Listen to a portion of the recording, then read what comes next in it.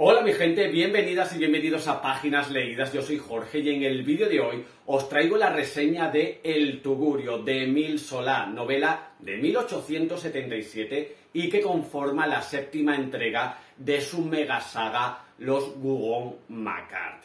Hablaré de Zola, hablaré del naturalismo, hablaré de cómo ese naturalismo de Zola se extiende por muchas partes del mundo.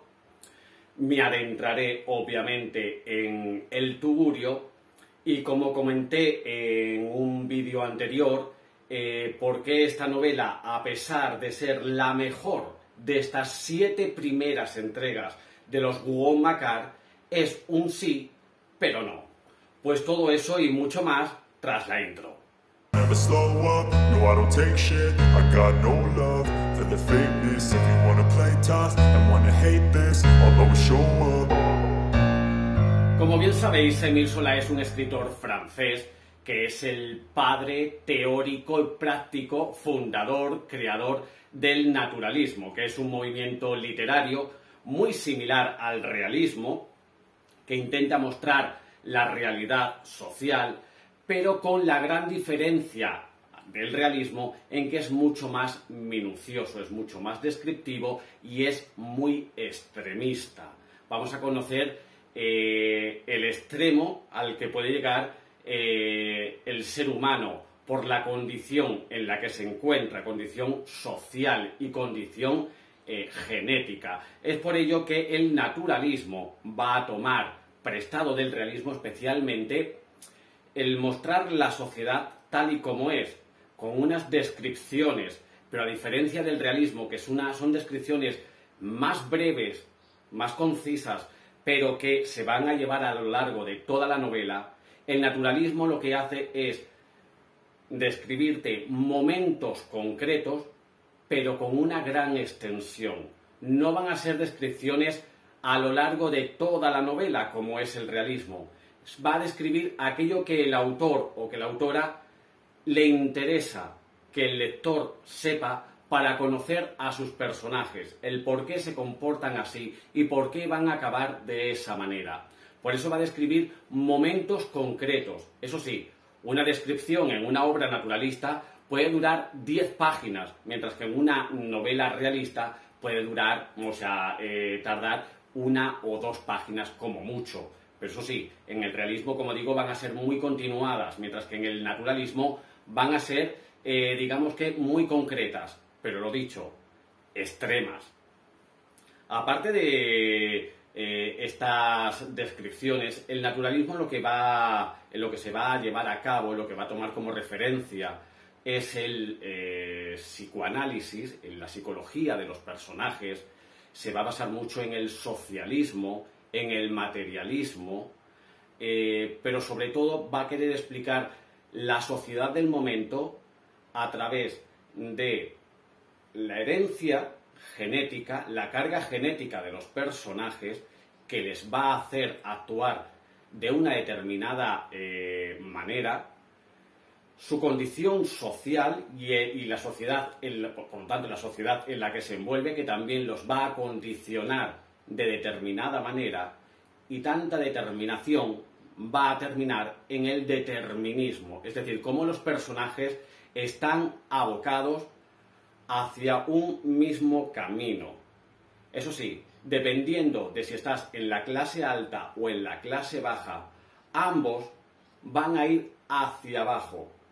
Pero Zola quiere hacer una gran distinción, y pese a que quiere mostrar la miseria en la que se envuelve el ser humano, hay una gran diferencia entre la miseria que quiere mostrar en las clases altas a la miseria que quiere mostrar en las clases bajas. La miseria de las clases bajas es la miseria social en la que se envuelve. Son personajes marginales, marginados, o que están a punto de serlo. Viven en condiciones ínfimas. Mientras que los de la clase alta, lo que quiere mostrar Zola es otro tipo de miseria, y es la miseria del alma. Pero como ambos sectores, ambas esferas, tanto la de arriba como la de abajo, están abocadas a ir hacia abajo, hacia el fracaso.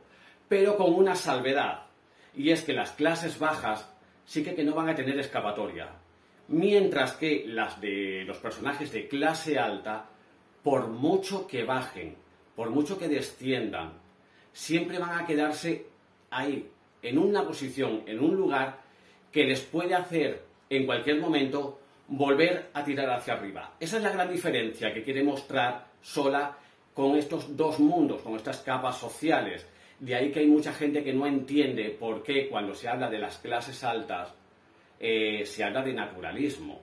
Y es que es por eso, porque Sola quiere mostrar la miseria, pero no solo la miseria social, sino la miseria humana. Y cómo la carga genética influye en esos personajes para que vayan abocados, digamos que, hacia los infiernos. Pero pues ya digo, con esa salvedad de que unos no tienen escapatoria y los otros, pues afortunada o desgraciadamente, sí que pueden resurgir como el ave fénix. El naturalismo es un movimiento de corta duración. De hecho, yo creo que el mayor autor que lo extendió en el tiempo fue el propio Sola. Aún así, fue un movimiento que se extendió por gran parte del mundo. Por ejemplo, en América, con Jorge Isaac, con su María, o Julia López de Almeida, con la familia Medeiros. En Portugal, con José María Esa de Queirós y el crimen del padre Amaro, o los Maya. En Inglaterra, con Thomas Hardy y su Yu del Oscuro. En Italia, con Caetano Carlocelli y la herencia de los Ferramonti. En la propia Francia, con Guy de Maupassant y su Bellamy. Y también, por supuesto, en España, cuyo máximo defensor, seguidor y lo más parecido que podéis leer a Sola está en Vicente Blasco Ibáñez, del que yo ya leí hace tiempo Cañas y Barro y La Barraca, que habla de, digamos, las capas sociales más bajas, y ahora hace nada acabo de terminar Arroz y Tartana, que habla de las clases altas. Y al igual que Sola, muestra cómo ambos mundos están abocados a irse hacia el abismo, pero con la salvedad, en este caso, de que en Arroz y Tartana sí que puede haber un momento en el que, una vez que hayas llegado abajo, puedas volver a tirar hacia arriba. No todo está perdido. En cambio, en Cañas y Barro o en La Barraca, estás abocado a que tu camino siga por el fango, por decirlo así. Pero no todos los autores y autoras de España llevaron a cabo el naturalismo tal y como Sola lo reflejó.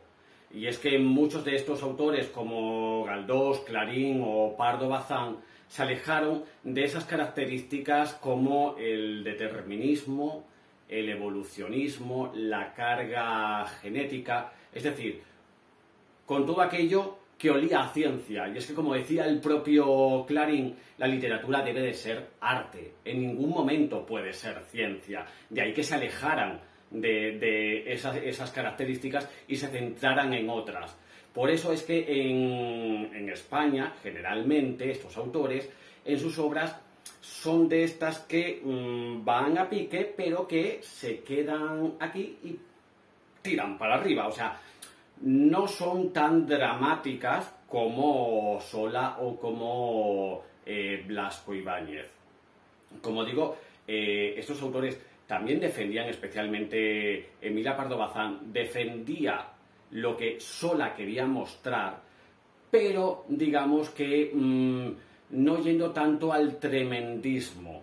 Es decir, había una serie de pilares en los que los personajes podían agarrarse para no estar abocados o determinados al infierno. Esos pilares eran la educación, la cultura y sobre todo la religión. Son tres pilares que pueden salvar al ser humano y en vez de abocarle directamente al abismo, hacer que ese personaje, independientemente en qué capa social se encuentre, todos vayan, aunque vayan hacia abajo, pero que puedan en cualquier momento poder resurgir gracias a esos tres pilares. Por eso el naturalismo en España es muy distinto al que quería ofrecer Sola, de ahí que en España se le conozca como naturalismo espiritualista, y esto se ve claramente en la segunda parte de La Regenta, en Misericordia de Galdós, o especialmente en La madre naturaleza de Emilia Pardo Bazán. Bien, y ahora sí, permitidme un apunte antes de entrar de lleno en el tugurio, y es comentaros que independientemente de la novela que leáis, si leéis la novela que elijáis, hay que diferenciar si estáis leyendo una novela de un jugón o de un macar, ¿vale? No es lo mismo. Para eso nos tenemos que remontar al primer libro, a La fortuna de los Gugón. Ahí vamos a conocer a Adeled, que es la matriarca, que se casó con un Gugón, pero que enviudó y se casó luego con un macar. De ahí que los tres primeros hermanos, unos sean Gugón, otros sean macar, sean hermanos por parte de madre, pero lo que prima en ellos, digamos, que es la herencia genética de los padres, ¿vale? Si eres un Gugón, estarás en la capa social alta. Por lo tanto, sola en estas obras va a mostrar la miseria humana, la miseria del alma. En cambio, si lees una novela de un macar, vas a conocer la miseria social en la que esos personajes están envueltos, ¿vale? Eso quiero que sepáis a la hora de leer una novela de esta saga, como son autoconclusivas, pero por eso yo siempre hago hincapié en lo importante que es leer esta novela en su orden, para conocer de dónde vienen todos estos personajes y conocer la intención que tenía Sola para con toda esta saga. Por eso, si se lee desde el principio, se entiende mucho mejor todo lo que va sucediendo, por muy autoconclusivas que sean, ¿vale? Y ahora sí, vamos de lleno a por la reseña del tugurio. Como dije al comienzo, el tugurio es la séptima entrega de esta saga de los Gugón Macar, escrita en 1877, y conforma hasta ahora, de estas 7 primeras novelas, la mejor de estas 7. Es alucinante lo que Sola muestra en esta novela, la miseria social en la que los personajes están envueltos, y para eso vamos a conocer a su protagonista, a Gervais Macar. Aparece en la primera novela de una forma breve, pero ya nos dan unas pinceladas de lo que este personaje va a ser. Y efectivamente, si lees La fortuna de los Gugón, ahí conocerás algo importante que determinará el futuro de este personaje. Bien, Gervais se traslada a París junto a su pareja y sus 2 hijos, Claude, protagonista que será de la obra, y Etienne, el protagonista que será del Germinal. Pues ellos se van a París, se establecen allí y empiezan ya los problemas entre esta pareja. Va a sufrir la infidelidad, Gervais va a sufrir la infidelidad, él se va a ir con una vecina. Y en este primer capítulo va a suceder una serie de hechos, concretamente uno, que yo creo que es de los mejores comienzos que yo he leído en literatura. Es brutal. Es que no os puedo contar, mira que no es spoiler, porque estoy hablando del inicio, pero es que hay un hecho en unos lavaderos que es que no tiene nombre, eso de verdad, es que es maravilloso. O sea, un primer inicio que tú dices, o sea, un primer capítulo que tú dices, mira, si todo va a ser así, o sea, normal que digan que el tugurio es la mejor obra de Sola dentro de esta saga. Bien, pues continuamos, ella se va a quedar sola con sus hijos, pero bueno, la fortuna se va a cruzar por su camino, la fortuna en la personalidad de un hombre muy distinto al que era su pareja, con el que se va a casar, y digamos que ella va a emprender un negocio, va a emprender el negocio de la lavandería. Le va a ir genial y va a sufrir las envidias tanto de la familia de su marido como de la de los vecinos. Pero bueno, va a haber un hecho que digamos que va a trastocar la vida de este matrimonio. No obstante, la suerte de que le vaya bien en su negocio va a seguir adelante. De este nuevo matrimonio va a nacer Nana, que será la protagonista de la obra con el mismo título, Nana. Y digamos que Etienne y Claude vamos a conocer alguna pinceladita de estos personajes que determinarán lo que se va a conocer seguramente que en la obra, y ya os digo yo que en Germinal, porque Germinal sí que la he leído y entiendes por qué Etienne se comporta así y hace lo que hace gracias a esta novela. Si no lees esta novela no comprendes por qué Etienne en Germinal hace y se comporta como lo hace y se comporta, ¿vale? Y lo mismo seguramente que Nana. Importante este personaje dentro de esta novela. Ella sí que va a tener un papel importante dentro del tugurio. Como digo, va a nacer Nana, pero va a llegar un personaje del pasado, nada más y nada menos que su expareja. Volverá a la vida del matrimonio, y personalmente a la vida de Gervais. Pasarán una serie de hechos entre los tres, porque sobre todo el marido de Gervais va a estar a favor de que su expareja entre en la vida de ambos, de alguna manera u otra. Y entra de tal forma que la única que se va a dar cuenta de todo lo que está pasando es Nana. De ahí que Nana, digamos, vaya a ser de alguna manera el reflejo de su madre, ¿vale? Y que determinará esa conducta a lo largo de su vida.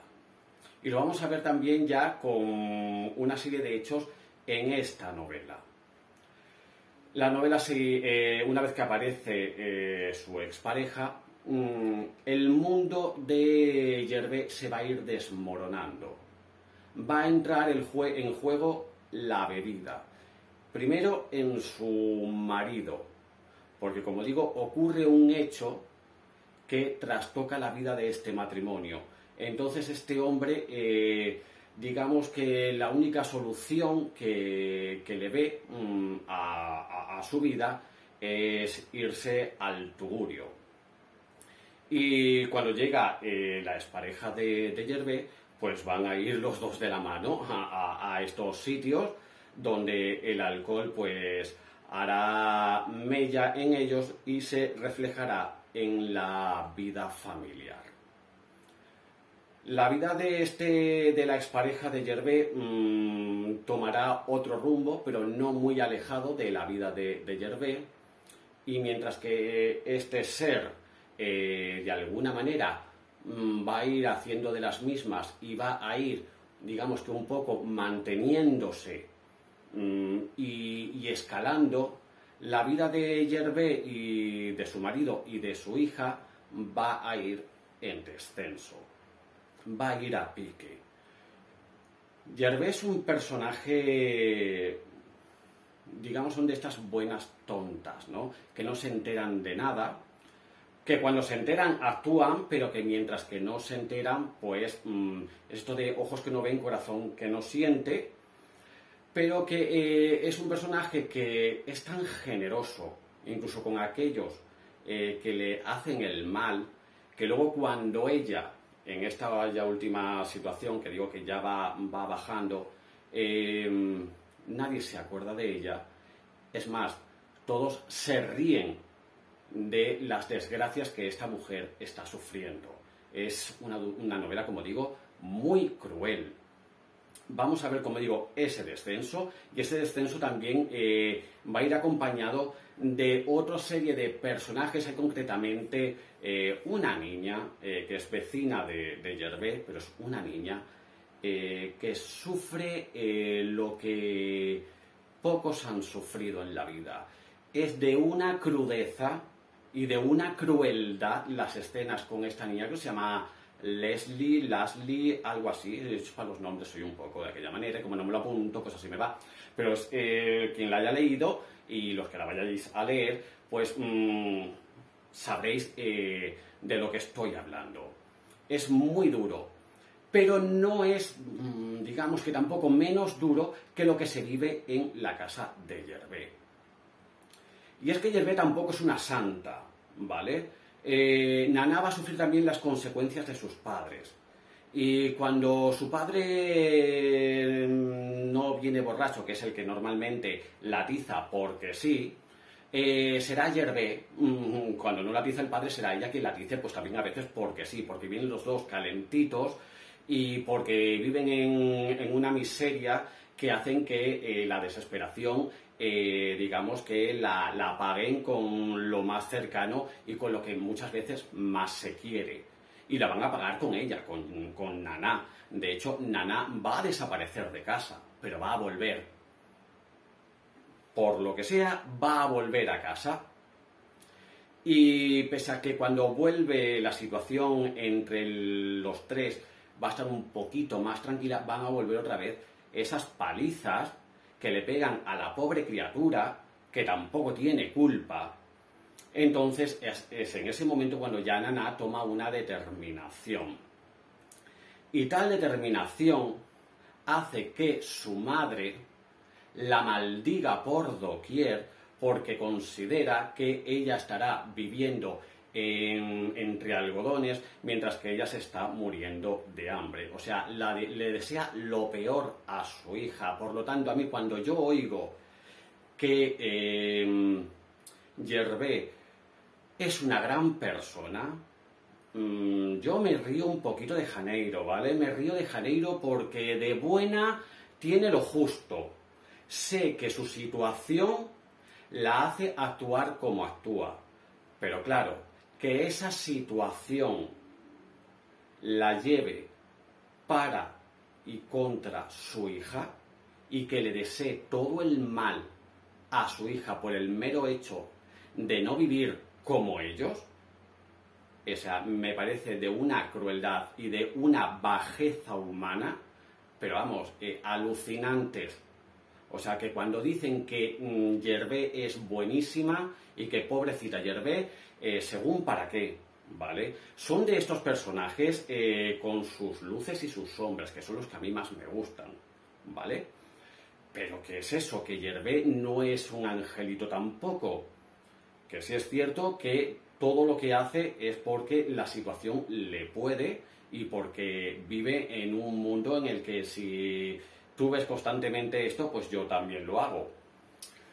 Pero claro, dices, ¿hasta dónde está justificado que tú te comportes así con una hija que tampoco está haciendo nada malo, ¿vale? Y que si algo malo está haciendo, no es por nada, pero es que lo ha heredado de la propia Yervé. Que hay un momento en el que Naná le confiesa a su madre que si ella es así es por su culpa, claro, por todo lo que ha ido viendo a lo largo de su vida, cosa que Yervé se queda ojiplática, claro. Entonces, pues bueno, esto es un poco la historia del tugurio, de cómo esta mujer de lo bajo va subiendo y como una vez que está aquí arriba hay unos problemas ajenos a ella, pero cercanos, obviamente, que la rodean, pero que no tienen nada que ver con ella, pero que hacen que su mundo, pues, tire hacia abajo y que se refugien especialmente en el tugurio, que el tugurio es como un bar de mala muerte, ¿sabes?, donde la gente va allí a ahogar sus penas con el alcohol. Entonces vemos los estragos que hace el alcohol en estos personajes, que si ya de por sí les envuelve la miseria y ya están, digamos que desolados, que dan pena de por sí por el entorno en el que se envuelven, pues si ya eso le unes el alcohol, pues apaga y vámonos. Entonces es una novela, como digo, muy social, muy cruel, es muy cruel. Es muy buena, retrata muy bien lo que socialmente Sola quería mostrar y es lo que él ha visto y por eso él lo muestra tal y como es. Ahora bien, ¿por qué esta novela es un sí, pero no? Bien, pues debido a tres factores importantes. A ver, esto no tiene culpa el autor, pero claro, porque es parte del movimiento del naturalismo y es que son las descripciones. describe ya... es muy pesado describiendo. Y describiendo cosas que tampoco te interesan, pero que claro, para él sí, porque te quiere mostrar el ambiente en el que están rodeados o en los que se sumergen estos personajes. Pero cuando tú ya lo has entendido a la tercera página, pues las 7 siguientes como que te van sobrando. Entonces, esto hace que la novela tenga un desequilibrio en cuanto al ritmo. Y no es que la novela sea lenta en sí, porque ocurren muchas cosas, pero como digamos que las va descubriendo y te lo va contando todo poquito a poco. ¿Qué es lo que pasa? Que el final son de estos finales abruptos. Y encima te está contando el final de una historia y te está contando algo que bonito no es. Entonces, ese desequilibrio que hay a lo largo de toda la novela, es decir, que... desequilibrio a lo largo de toda la novela, no. Ese equilibrio que hay lento, pausado, pero no aburrido, a lo largo de toda la novela, no se produce con el final, que son de estos en los que y pasaron 2 meses y tal, y pasaron 4 no sé qué, y pasaron 6, y a los 2 años, tracatrá. ¿Sabes? Es de estos. Si habéis leído La inquilina de Whitehall Hall, me podréis entender un poco a qué tipo de finales me refiero. A que todo te lo va contando de una manera pues tranquila, pausada, que tú lo vas entendiendo, y llega el final que supuestamente es algo importante, y cómo acaban estos personajes, y todo es como de un plumazo. Entonces, ese desequilibrio creo que no está bien. No está bien, y mucho más cuando te refieres al final de una novela. Y por otro lado, ya el tercer dato que a mí me ha hecho que la novela no fuese redonda es el propio personaje de Gervais. Ella es la protagonista, y claro que en un principio, ya hasta la mitad de la novela, ella es la protagonista. Sigue siendo protagonista a lo largo de toda la novela, pero yo no sé si es porque el autor incluso era consciente de ello, y una vez que ella va decayendo, va también decayendo su importancia. Hay otros personajes que se la comen. Ella deja de ser importante, pese a que es su historia, para que otros personajes tengan más relevancia y te interesen más las historias de otros personajes que la de la propia Gervais. Llega ya como a aburrirte porque es siempre lo mismo, mientras que aparecen otros personajes que te van contando sus vivencias que antes no te las habían contado, que no habían aparecido, y digamos que te gustan más, sin más, vamos, ni más ni menos que la de la propia Naná. O sea, la historia de Naná en esta novela es que de verdad, si va a ser así su novela, apaga y vámonos, de lo buena que es, de lo buena que es. O sea, el personaje de Naná en esta novela, o sea, es que se come a su madre. En el último tramo de la novela se come a su madre. El de esta niña, pese a la crueldad, que digo, la de Leslie y tal, pese a la crueldad que te está contando, o sea, es que tú quieres saber de esta niña, no te lo pueden quedar así. Y por lo tanto, adquiere una importancia que Gervais ya no tiene. No va teniendo, porque Gervais ya es lo mismo hasta que llega al fango, ¿vale? Hasta que llega ya al final, es ya todo el tiempo lo mismo, es su descenso. Eso sí, hay una escena con Gervais donde lo está pasando ya fatal, pero fatal, y va a casa de sus cuñados, y los cuñados trabajan con oro, con hilitos de oro, y van haciendo cosillas de oro, algo así, ¿vale? Pero, y claro, cuando cualquiera que entre en esta casa se tiene que limpiar bien los pies y tal para no llevarse nada de oro en ningún sitio. Ella está tan desesperada que no hace que piensa y dice, si yo con este hilito de oro podría comer hoy. Y claro, sus cuñados, que la tenían una envidia y ahora tienen un odio y un asco que no pueden con ella, con la pobre, no dejan de mirarla por si acaso, porque saben la situación en la que se encuentran. Entonces ella, Gervais, les mira a sus cuñados y les dice, no me miréis así, si de verdad no me voy a llevar nada. Mira, esto a mí me hundió. Me hundió. O sea, yo me quedé como diciendo, digo, por Dios, qué tristeza, de verdad. Cuando esta mujer los ha ayudado, los ha convidado a comer, a cenar, pero manjares, cuando ella tenía la lavandería y los invitaba a comer como no comían nunca.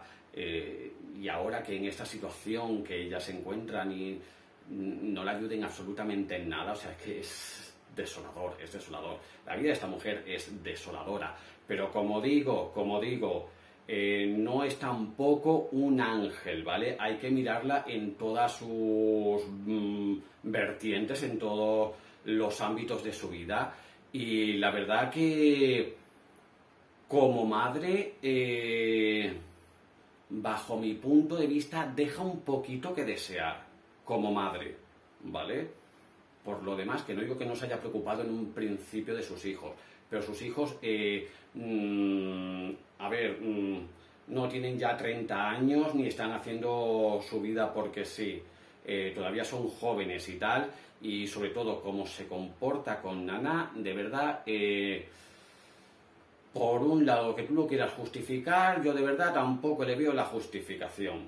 Entonces, cuidadito con esto de que Gervais es una mujer muy buena según para qué, porque para la otra también es un poquito bicho, ¿vale? Entonces, pues nada, pues esto es un poco la historia del tugurio. Esta es la reseña en sí y por qué es un sí, pero no. Y no obstante, os digo que es lo mejor que he leído de Sola de estas 7 primeras. Por eso siempre digo de las 7 primeras, porque el tugurio, bajo mi punto de vista, y considerando que es una gran novela, no supera a Germinal. Para mí Germinal es mucho más redonda, mucho más lineal en todos los sentidos, no le veo altibajos en ningún momento. Y mira que tiene descripciones, Germinal también, porque describe la mina, pero es tan curioso. Y mira que a mí Germinal no me llamaba para nada la atención, digo, porque el mundo de los mineros, con todo el respeto a la mina y a los mineros, pero no es un mundo como que me llamara la atención, como para leer una novela de mineros. Yo decía, digo, pues no sé si me voy a adentrar yo en este mundo. Te adentras, porque tiene un inicio fantástico. El descenso a la mina, conocer la mina por dentro y conocer la situación de los mineros, las condiciones en las que viven y cómo se desarrolla la novela es maravillosa. Y para llegar a un final que no es de estos de ahí pasaron, ¿sabes? No es como el tugurio. Como digo, es todo lineal desde el inicio hasta el final, y el final, por supuesto, al ser de un Makar, también es desolador. Nunca mejor dicho, desolador. Por lo tanto, yo considero que Germinal es mucho mejor que el tugurio, ¿vale? Con lo cual, no estoy diciendo que el tugurio sea mala novela, ni mucho menos. Es más, yo os la recomiendo a que la leáis, que descubráis el mundo social que refleja Sola en esta novela. Tiene personajes increíbles, un inicio como pocos, de verdad, pero como pocos. Y es una novela que también te va a hacer pasar por distintos estados, porque incluso es que también te va a provocar la risa. Aparte de que te puede provocar hasta el llanto, la indignación, todo te lo va a provocar esta novela. Por lo tanto, yo os la recomiendo. Como digo, es novela autoconclusiva como todas, la podéis leer de forma independiente. Conoceréis sobre todo la parte social, a lo mejor no tanto la carga genética. Y gracias a esta novela, a El tugurio, cuando leáis Germinal, comprenderéis, como digo, por qué Etienne se comporta como se comporta y actúa como actúa y es como es.